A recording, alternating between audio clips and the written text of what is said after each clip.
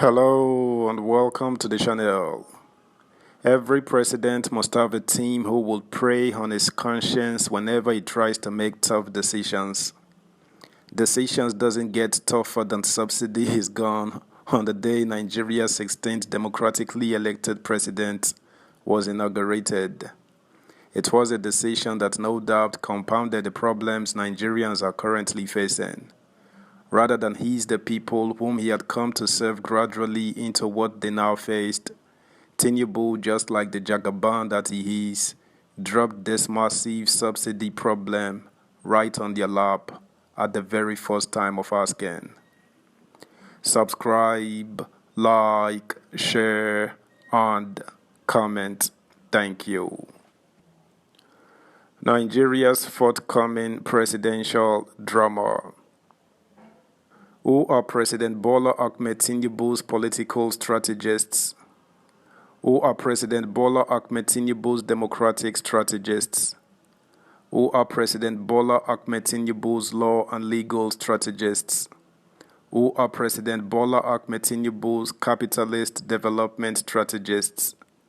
Who are President Bola Ahmed Tinubu's economic strategists? Who are President Bola Ahmed Tinubu's media strategists? These questions consist in a verbal repetition which emphasizes what President Tinubu and the masses of our people are up against are ones that cannot be swept under the carpet and must not be swept under the carpet. Our new president is barely less than a few days in office, yet he and his strategists have conspicuously made conspicuously avoidable mistakes, which indicates to me that sooner than later, the president and his strategists will distrust themselves. Let us take the president's subsidy is gone issue. His first outing has cost us a disastrous disaster. They want us to sink it in our consciousness that their concrete actions anytime and at all times will and must achieve particular outcomes which will and must prosper them. The people don't matter. Or the people will only matter if and when they want them to matter. What this means is that our new persons have no eye to history. The people and the masses are forever to be cheated and treated unjustly. Their thinking is absurd, but there is no absurdity in their consciousness. This explains why the president, encouraged by strategists in every department, could terminate fuel subsidy in one wicked and malicious phrase and simultaneously could similarly allow a litre of petrol to be sold for about 500 naira. As many people have rightly said, no thought of the masses of Nigerians came out of the hearts of President Tinubu and his cohorts of flatterers.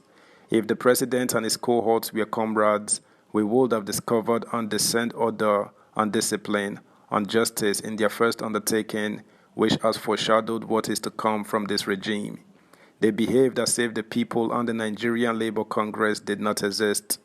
Now, when the Nigerian Labour Congress and its affiliate leadership bodies and organizations were ready for a strike and unstrategically gave sufficient notice to that effect, what did President Tinubu, under advice or prodding of his strategically conscious lieutenants, do? Rather than admit a strategic error and apologize to the people and the NLC for taking a clearly wrong action, President Tinubu put on a bold face to tell us that he is another Ugboju, strong eye and strong face president of your country, my country, our country.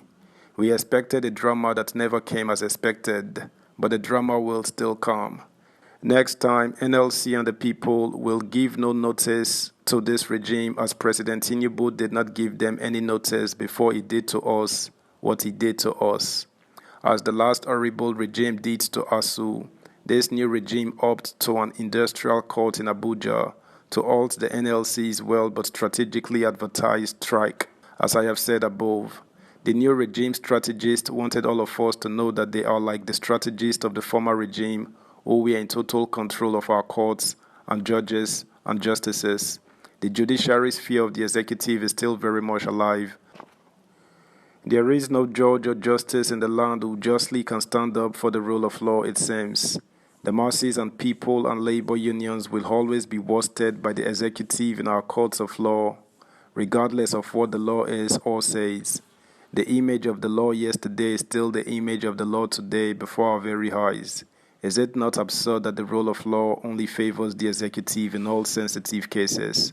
Must every sensitive case be in favor of the federal government and its mighty might that readily is no might, that is might at the end of the day?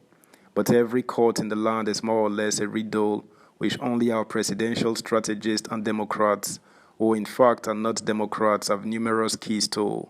But the whole thing is a joke. Our sanctuary or temple of justice is a stage for the theater of the absurd.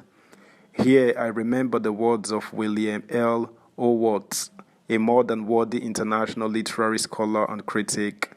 When absurdity meets absurdity, the result is perfect sense. So far, I have learnt nothing from the case the PDP and LP presidential candidates and their parties have taken to the Presidential Election Tribunal. I know nothing of the happenings there so far, but the drama there will soon hit us, and those who have been following events there closely and reporting them in our newspapers will soon inform us of a visual riddle and its peculiar image being observed there. The lines of the presidential laws and those of the opposing lawyers will sooner or later be openly on display on our screens via home video. All notions will be dramatized, even though the masses of our people have been barred through the Presidential Election Tribunal preliminary ruling from enjoying live television broadcasts, transmissions, and reports of the exciting expository that would and will be revealed at the tribunal. The authority of the court that has prevented our people from exercising their rightful large and tranquil eyes is the undemocratic authority against the doctrine and principle of protecting the weak against the strong, who more often than not are always in the wrong. For how long will the doctrinal barriers placed between our common people and their right to equity and justice continue? Let the people keep on experiencing the hardship they are experiencing. Let the people keep on being oppressed. Let the people keep on being graceful and melancholic in their pains and travails. And let too the president and his strategists and cohorts continue to go to our television stations and tell lies and lies. Let the president and his strategists and cohorts, through their power of dogmatic religions and of their practicing all public oratory, keep on doing in so short a time what their predecessors did. Everything will turn out to be what they never saw in their havens and ovens of rituals, and the drama in the court will be the drama of dramas.